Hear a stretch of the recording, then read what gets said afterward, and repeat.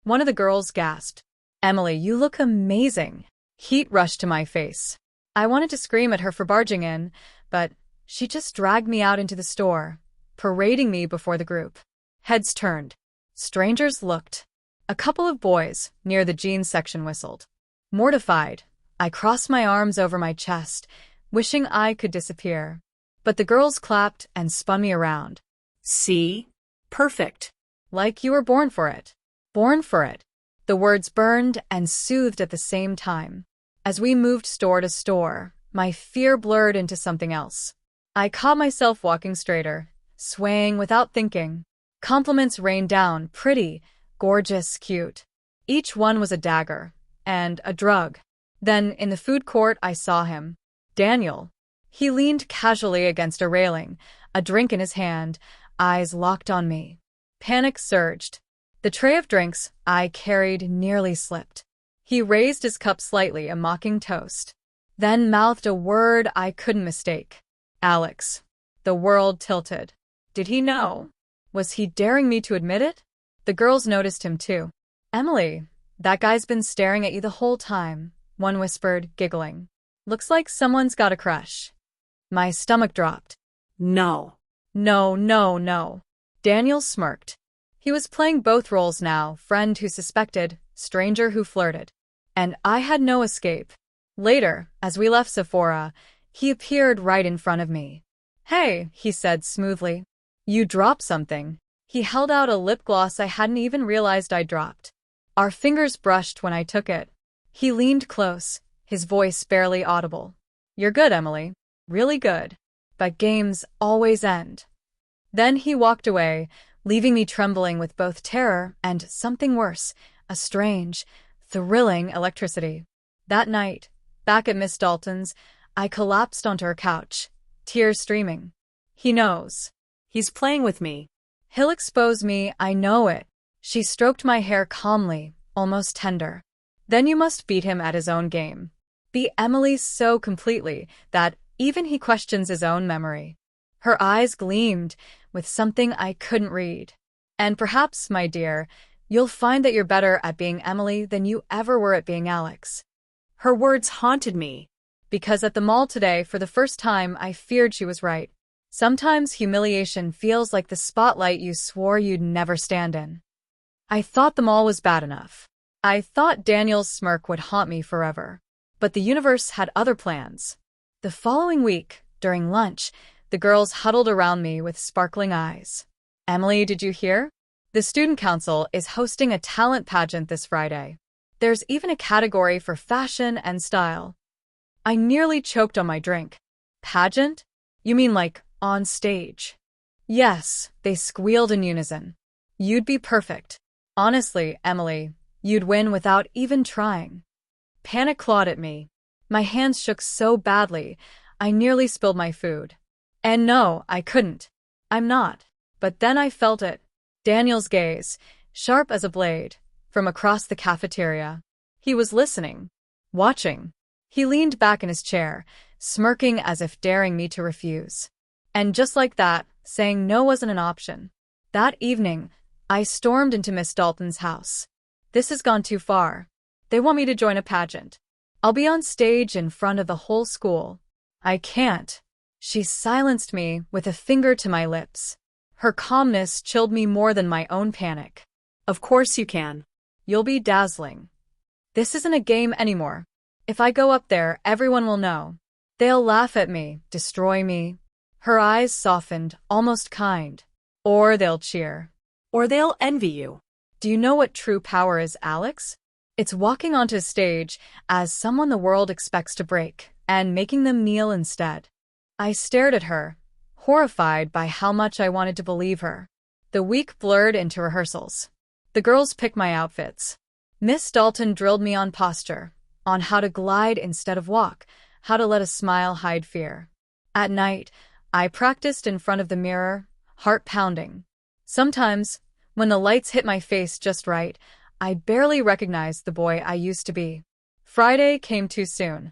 Backstage, surrounded by laughter and perfume, I stood frozen in a shimmering blue dress. Sequins caught the light like tiny flames.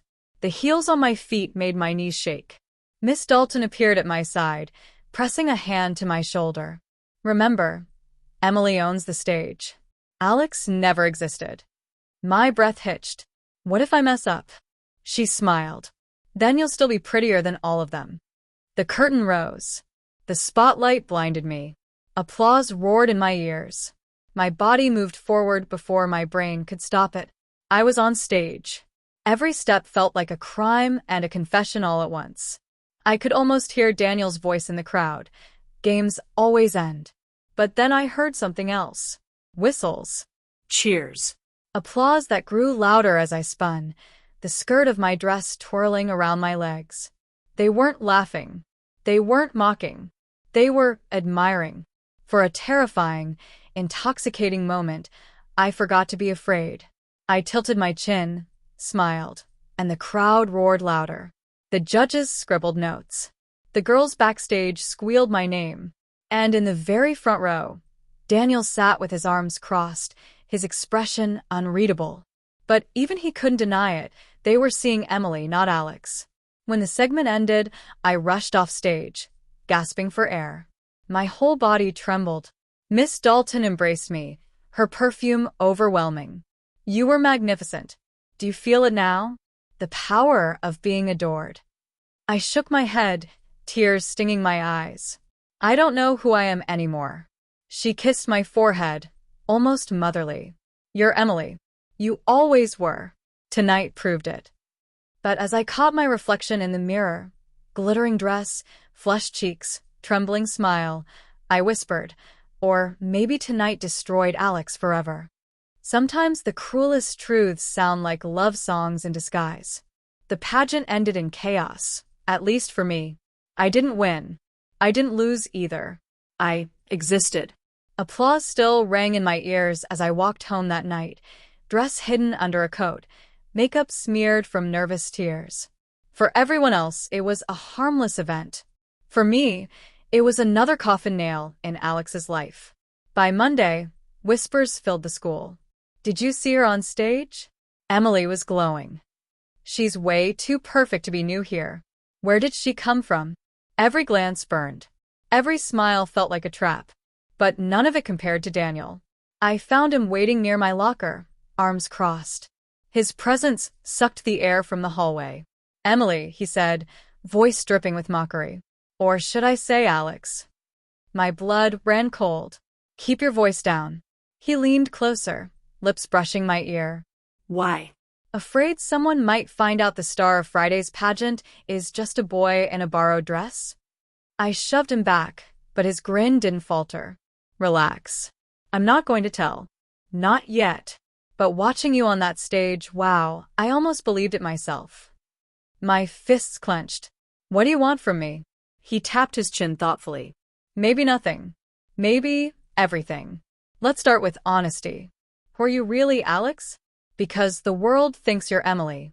And honestly, he smirked. I'm starting to think they're right. That night, Miss Dalton found me pacing in her living room, panic unraveling me like loose threads. He knows. Daniel knows everything. He could ruin me, destroy me, just by opening his mouth. Miss Dalton tilted her head, too calm for the storm raging inside me. And did he? I froze. What? Did he out you? Did he humiliate you in front of the school? No. But he will. Her lips curved into a sly smile. Or maybe he won't. Boys like Daniel don't hold secrets without reason. If he's keeping yours, it's because he needs something from you. My stomach twisted. And if I don't give it, her smile sharpened. Then he'll take it anyway. The next day, Daniel cornered me in the library, away from watchful eyes. His tone was different, softer, unsettlingly so. You looked beautiful up there, he said. My heart stumbled. Don't mock me. I'm not mocking. I meant it. He leaned closer. You're living a lie, Alex. But tell me, when you're Emily, does it even feel like a lie anymore? I wanted to scream, to hit him, to vanish. But instead, my throat betrayed me. I don't know. His grin returned, dangerous and hungry. Good. Because I think you're going to find out real soon. That night, lying awake in bed, Miss Dalton's words echoed in my skull. Power is walking onto a stage as someone the world expects to break, and making them kneel instead. But Daniel's voice cut through it, harsher and more intimate. When you're Emily, does it even feel like a lie anymore? Tears slid down my cheeks. Because the terrifying truth was no, it didn't feel like a lie.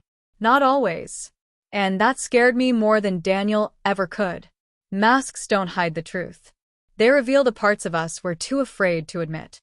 It started with an envelope, black velvet, sealed with golden wax. I found it waiting in my locker Tuesday morning, tucked between textbooks and folded notes. My fingers shook as I opened it. You are cordially invited to the annual masquerade ball, hosted by St. Clair Academy. At the bottom, in messy handwriting, was a note. Don't be late, Emily. I'll be waiting. The signature was a sharp, curling D. Daniel. That afternoon, I stormed into Miss Dalton's office, waving the letter like it was evidence in a trial. He's toying with me. He wants me to show up there, in front of everyone, like my voice cracked. Like a girl. Miss Dalton took the letter, eyes narrowing with intrigue rather than concern. Of course he does, she murmured. Daniel's cleverer than I thought. But this could work in your favor. In my favor? I laughed bitterly. Walking into a ballroom in a gown, pretending to be someone I'm not. She leaned back in her chair, folding her arms. Or walking into a ballroom in a gown and proving that you are exactly who you are meant to be. My stomach nodded. So you want me to go? Her smirk was answer enough. The days leading up to the ball blurred into one long torture session. Miss Dalton treated it like military training, not of the body, but of femininity itself. Heels taller than anything I'd worn before. Corsets laced so tightly, I thought my ribs might crack. Hours of dance practice, spinning until I collapsed. Every night, she whispered in my ear, her voice a mixture of silk and steel. They will see you, Emily. They will admire you. And you will leave them breathless. I hated her for it. I hated Daniel for pushing me into this. But somewhere, deep in the part of me I couldn't face, I longed for the night to come. When it finally did, I almost didn't recognize myself in the mirror. A black satin gown clung to me like a secret. A jeweled mask covered half my face, leaving only painted lips and smoky eyes visible. My hair, styled, curled, perfected, shimmered in the light. I wasn't Alex. I wasn't even Emily. I was someone else entirely. And for one fleeting moment, I liked it. The ballroom was a cathedral of chandeliers and shadows. Couples twirled across polished marble floors, laughter echoing beneath the music. I entered like a ghost stepping into the world of the living, every eye turning toward me. Then I saw him. Daniel, dressed in a sharp black suit, mask glinting gold under the lights. He moved toward me with the calm confidence of someone who had been waiting all along. Emily, he said, bowing slightly, extending his hand. May I have this dance? I should have refused. I should have run. Instead, trembling, I placed my hand in his. The music swelled. His hand pressed against my waist. We moved as though the world had narrowed down to just the two of us. You see, he whispered, you belong here. Like this. I shook my head, but my body betrayed me, leaning closer, letting him lead. This isn't me, I whispered back.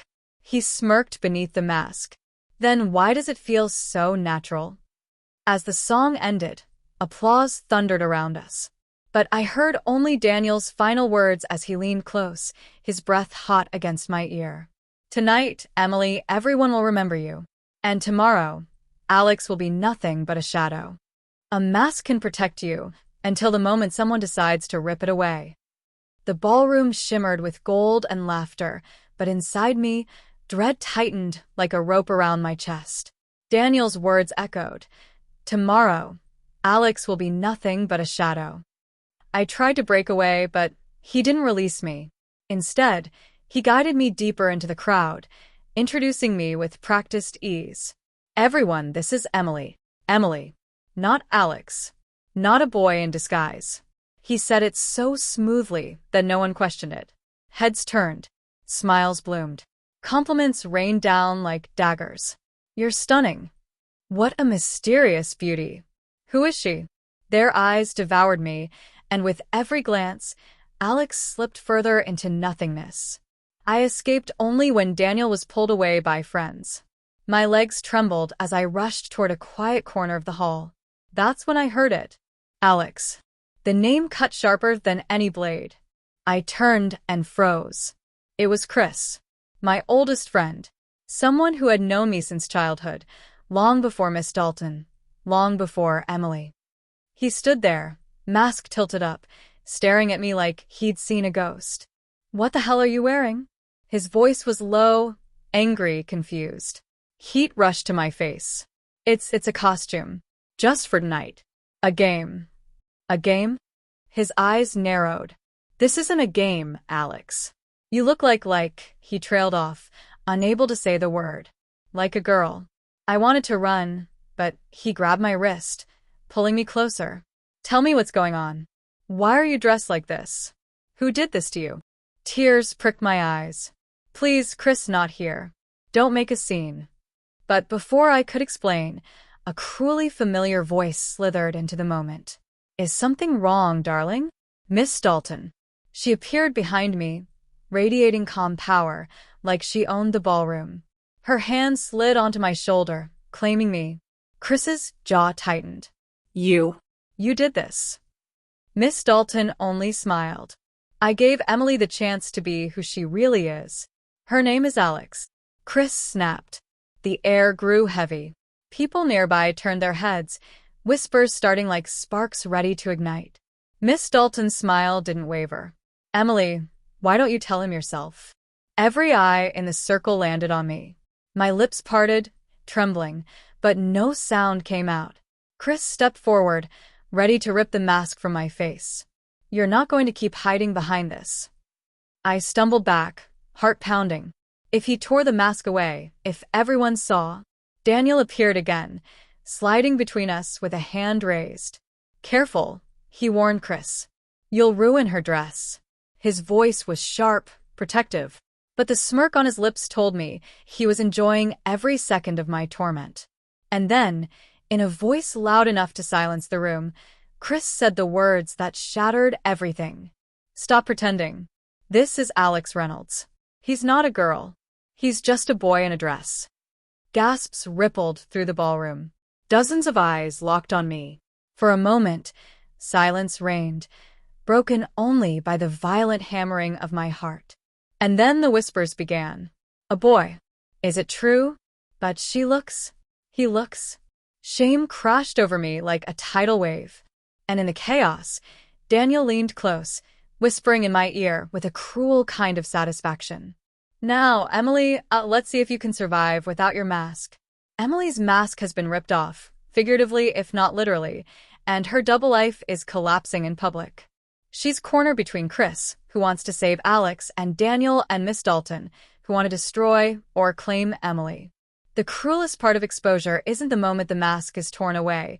It's what follows, when the world decides who you really are. I ran. The heels Miss Dalton had forced me into clicked violently against the marble, the sound chasing me as cruelly as the laughter rising behind me. My chest ached with humiliation, with panic, with the impossible wish that I could rewind the night and erase everything. Wait. Chris's voice cut through the noise, but I didn't stop. I pushed through curtains, shoved past waiters, and found a side door. The cold night air slapped my burning face, but even that couldn't cool the shame. I ripped the mask from my face and hurled it into the bushes. But the gown clung to me, silk wrapping me tighter in the lie that had just been broadcast to everyone. Behind me, the door slammed. Chris emerged, breathless, eyes filled with the kind of pity that made me want to disappear. Alex. Don't call me that. I snapped before I could stop myself. My voice cracked, the word hanging in the air like betrayal. Chris froze. You don't want me to? I staggered back, shaking my head. I don't know what I want anymore. I just know I can't go back in there. They all saw. They know. He stepped closer, gentler now. So what? They saw you in a dress? Let them laugh. You're still you. But wasn't that the problem? I wasn't sure who me was anymore. Alex? Emily? Both. Neither? I pressed my palms to my face, choking back tears. You don't understand. It's not just a dress. It's everything. Miss Dalton, Daniel, they've been pushing me, controlling me. And part of me. I lowered my hands, staring at him with wide, broken eyes. Part of me doesn't even hate it anymore. The confession left me trembling. Chris's jaw clenched. Then they've gotten into your head. That's not you, Alex. That's manipulation. Before I could answer, another voice pierced the night. Well, isn't this touching? Daniel. He stepped into the alley with slow, deliberate steps, Miss Dalton gliding at his side. They looked like predators who had just cornered their prey. Chris immediately shifted, placing himself between me and them. Stay away from him. Miss Dalton's laugh was soft, poisonous. Him? I'm afraid you're mistaken. That creature cowering in a gown isn't Alex anymore. She's Emily. And everyone in that ballroom saw it with their own eyes. I shook my head, whispering, "No," but her words wormed their way inside me. Daniel's smirk widened. You think you exposed him, Chris? You didn't. You confirmed it. They won't remember Alex Reynolds tomorrow. They'll only remember Emily, the strange, beautiful girl who caused a scandal. Chris grabbed my hand. Come on. We're leaving. Miss Dalton's voice turned icy. If you take her, you'll destroy her life. No school will accept her back. No community will welcome her. She'll be nothing. At least with us, she'll be adored. The night spun around me. Two paths. Two identities. Both poisoned, both terrifying. Chris tightened his grip, pleading. Choose, Alex. Right now. Choose me or choose them. I stared at his hand. At his eyes. At the gown clinging to me like skin I couldn't shed. And for the first time, I realized the truth. No matter which hand I took, Alex was already slipping away. Emily is trapped between Chris's desperate attempt to save Alex and Miss Dalton and Daniel's dark claim over Emily. The choice she makes next could seal her fate forever. The most dangerous prisons are not made of bars or walls. They are built inside the heart, when you don't know who you are anymore. Chris's hand gripped mine like a lifeline. His warmth, his urgency, the raw fear in his eyes, it all begged me to believe I could still be saved. But Miss Dalton's voice slithered into my ears, dripping with certainty. Look at her, Christopher. Does she look like Alex to you? That jaw softened with rouge, those lashes weighed with mascara. She's gone. You're clinging to a ghost. Daniel stepped closer, lowering his voice like a conspirator. Come with us, Emily. Tonight's scandal is just the beginning. The world will adore you. People will envy you. You'll never be invisible again. Invisible? That word pierced deeper than I wanted it to. Because hadn't I been invisible before all this? The quiet kid no one noticed? The boy whose name never made it onto anyone's lips? Now, the memory of the crowd gasping at me, eyes wide, whispers spreading, clung to my chest. They saw me. Not Alex. Me. But who was me anymore? I pulled my hand from Chris's. He flinched like I'd cut him. Alex, his voice broke. I stammered, clutching the silk at my waist as if the fabric could anchor me. I don't know who I am anymore. Tears blurred the faces before me. Chris's desperate gaze, Miss Dalton's triumphant smirk, Daniel's predatory grin. Miss Dalton leaned in, her perfume dizzying. You don't need to know. We'll tell you who you are. We'll make it easy. Chris grabbed my shoulders. Don't listen to them. They're using you. Alex, you're stronger than this. Please, fight it. Come home with me. His words struck something raw inside me. Home. Did I even have a home anymore? Could I step back into jeans and hoodies after this? Could I sit in class and pretend tonight never happened? Daniel's hand extended like a dark promise. Emily, you can't go back. The world saw you. Step into who you were meant to be. Chris's hands trembled as he held me tighter. No. Step away from this madness. Please. Don't let them erase you. My chest heaved with sobs. Every second stretched into eternity. My choice teetered on a knife's edge. And then, a light from the ballroom door spilled onto us. A group of students stood there, whispering. Their eyes widened as they took in the scene. Me in the gown, Chris clinging to me, Miss Dalton looming behind. One of them gasped. It's her. It's Emily. The name rolled across the group like a spark igniting dry wood. Emily, that's Emily. She's beautiful. Beautiful. The word landed like a stone in my stomach, and a spark in my chest. My breath caught. Chris shook his head, horror in his eyes. Don't you dare listen to them. But I already had. Because for the first time in my life, strangers weren't looking past me. They were looking at me. Not Alex. Not invisible. Emily. Beautiful. And I didn't know if I could let that go. Emily teeters on the edge of choosing between Chris's desperate plea for Alex to survive and the intoxicating allure of finally being seen, accepted, and desired as Emily. Sometimes, surrender doesn't come with chains or cages. It comes with the sweetest whisper. Beautiful. The whispers grew louder, swelling like a tide. Emily. She's gorgeous. Who knew someone like her was even at our school? Every word wrapped around me like threads of silk, weaving a net I didn't want to escape. Chris's voice fought against them, breaking with desperation. Alex, listen to me. You are not their doll. You are not their fantasy. You're you. Don't throw that away. But as I looked into his pleading eyes, all I saw was fear. Fear of losing me. Fear of change. Fear that maybe I wasn't Alex anymore. Miss Dalton's hand landed on my shoulder, firm, possessive. Hear them, Emily? This is power. This is life. This is you. Daniel leaned closer, his breath hot against my ear. You can't undo what's been done, but you can control it. Embrace it. Own it. Become her fully, and no one will ever laugh again. My knees shook. I wanted to collapse into the pavement.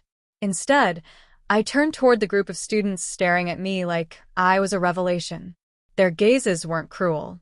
They weren't mocking. They were fascinated. Someone whispered again, soft but clear enough to slice through the night air. She's beautiful. My chest tightened. My lips trembled. And then, before I could stop myself, I whispered back the words that sealed my fate. I'm Emily. Chris staggered as though I'd stabbed him. His grip on my arm fell away. No, you can't mean that. But I did. Or at least some part of me did. The part that had starved for attention. The part that had longed to be seen. Miss Dalton smiled like a queen who had just claimed her crown. There she is. My girl. Daniel stepped forward, draping a cloak over my shoulders with theatrical flourish, as though he were dressing royalty. No more hiding. From this night on, you'll never walk as Alex again. Chris's voice broke entirely. They've destroyed you. You'll regret this. Please come back before it's too late. I shook my head, tears sliding down my cheeks. I don't know if I can go back anymore. And in that instant I surrendered. Not to Miss Dalton, not to Daniel, not even to the whispers around me. I surrendered to Emily. By claiming the name Emily, Alex effectively buries his old identity, leaving Chris heartbroken and Miss Dalton triumphant. But surrendering to Emily comes with chains Emily doesn't yet see, and the consequences are only just beginning. The days leading up to my transformation's anniversary felt heavy with anticipation. Delilah called it my rebirth day, and though I laughed it off, a part of me couldn't ignore the truth in it. That one decision, to step into her shoes for a single day, had rewritten my entire life. I stood before the mirror that evening, gazing at the woman staring back at me. The makeup was subtle, almost natural, but it highlighted everything I had once tried to hide. My hair flowed softly around my shoulders, and the dress I wore hugged me in ways I couldn't have imagined a year ago. My chest rose and fell as I whispered, "Who are you now?" The reflection didn't answer, but the smile forming on my lips said enough. I wasn't just pretending anymore. Delilah knocked on the door before stepping inside. She carried a small velvet box in her hand. "Happy almost anniversary," she teased, handing it to me.